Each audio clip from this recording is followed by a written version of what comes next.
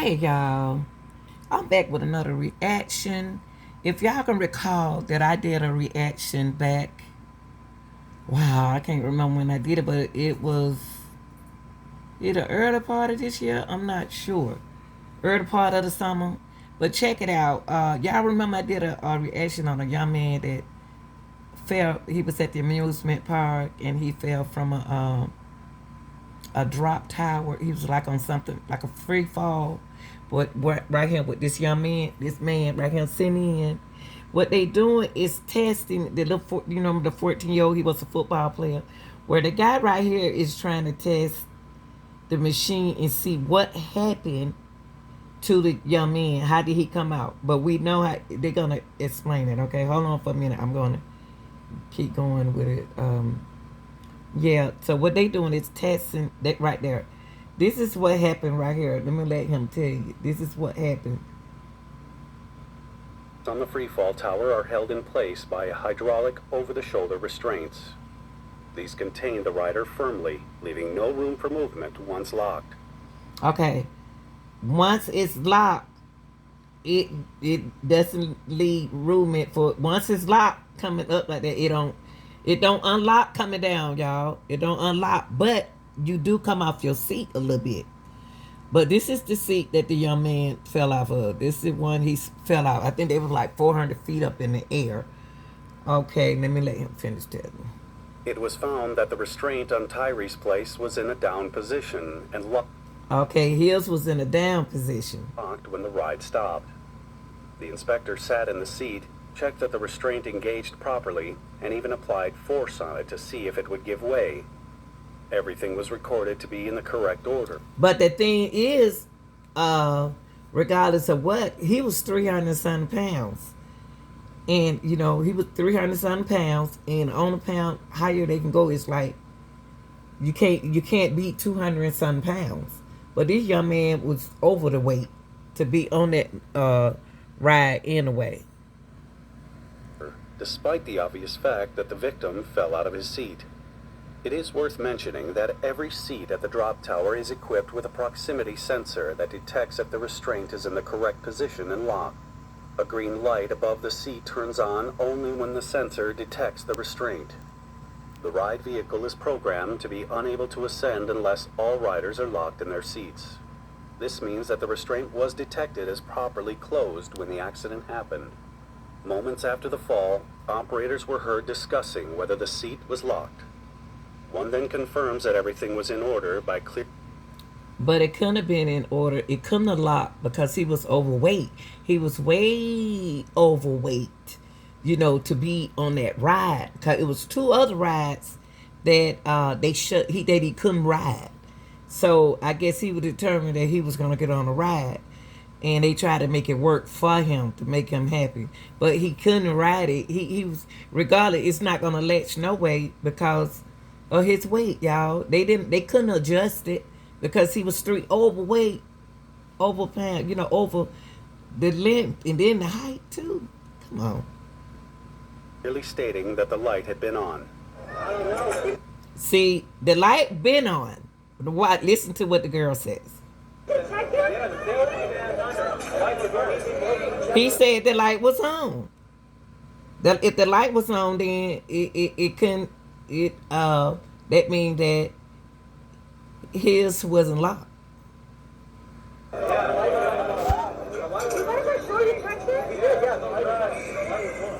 However, it remains unclear if the crew checked the restraint manually to ensure they were engaged correctly, a procedure listed in the operating manual. Before the tower first opened in December 2021, officials in... Okay, I don't want to put on all that. They had something very interesting on him. Here you go. I want to read this now. I'm not going to read all of it, though. Let's put it back, like right here. Since it was a brand new ride, the following inspection was scheduled for 6 months. That is June 2022, 3 months after the tragedy.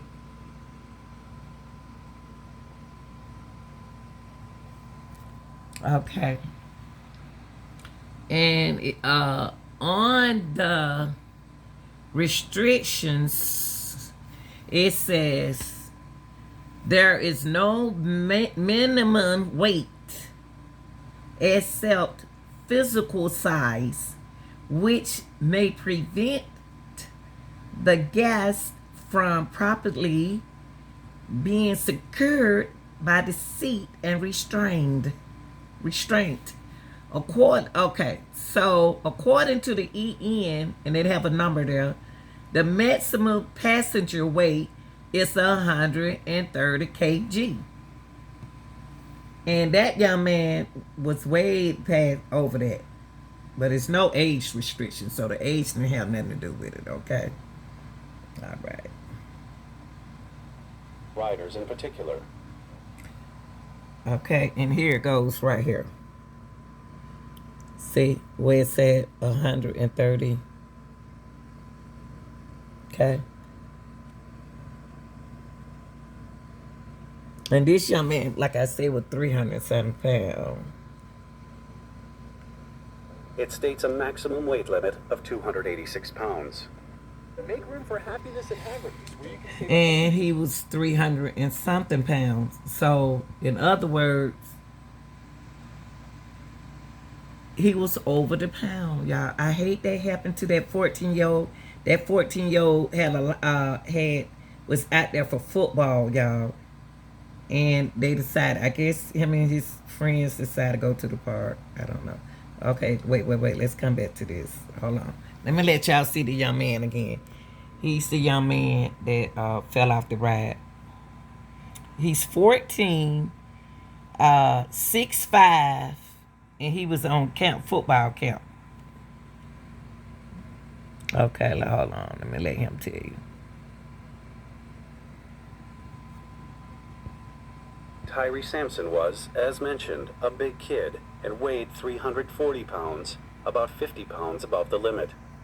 The drop tower's manual explicitly tells operators to, quote, be careful when seeing if large guests fit into the seats.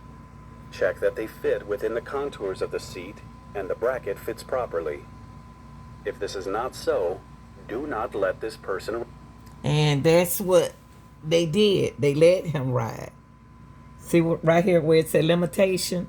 Large people, be careful when seeing if large gases fit into the seats. Check that they fit within the contours of the seat and brackets fits properly. If this is not so, do not let this person ride. And they have something for smaller people too. For shorter people, they got something for them too, okay? So it's no discriminating. Ride, and for a good reason, that is. Once the ride enters free fall, guests experience intense G-forces that would lift them out of their seats, making a properly closed shoulder restraint crucial. In the days following the accident, amusement ride safety experts came forward, calling out that the drop tower's design didn't include any seat belts connecting the shoulder restraints to the bottom of the seat. Some freefall rides admit... So there's the problem. There you go, your problem. Now, they also stated right here, it is no need for an extra safety or seat belt because the seat and the restraining system fulfill more than the requirements. I'm going to let him explain that. More than the requirements. Following the accident, Icon Park demanded Slingshot Group close all of its ride in the park, including the Slingshot. The rides will be closed until a joint investigation of the Orange County Sheriff's Office and the Florida... And this is the end. But y'all remember, some of you I might not remember, but this is the one when the young man fell out the ride, and he felt like coming down 400 feet. I think it was like 400 feet down. Traction. Everyone was eager to try it. So was Tyre. Tick, as his friends called him, was an exemplary 14-year-old boy from St. Louis, Missouri, who was visiting Orlando for a football program. He was a promising talent with high hopes of establishing a career in the sport. 6'5" in the 8th grade. And he's not even finished growing. 6'5", y'all. That's a football player. Ain't no way in the world he got no penis. I did that part in there. No way. But y'all tell me what y'all think. I'm glad. I appreciate y'all watching, and those who can remember. That's not the ride. Hold on for a minute. That's not the ride. That's not the ride. But this is the ride. This is the ride he was on.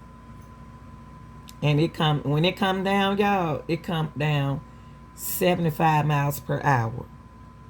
But I just wanted to come in and give you all the update on Tyrese. And I get we over here on this channel do give him our condolences, y'all. Y'all like, share, and subscribe. I'm out.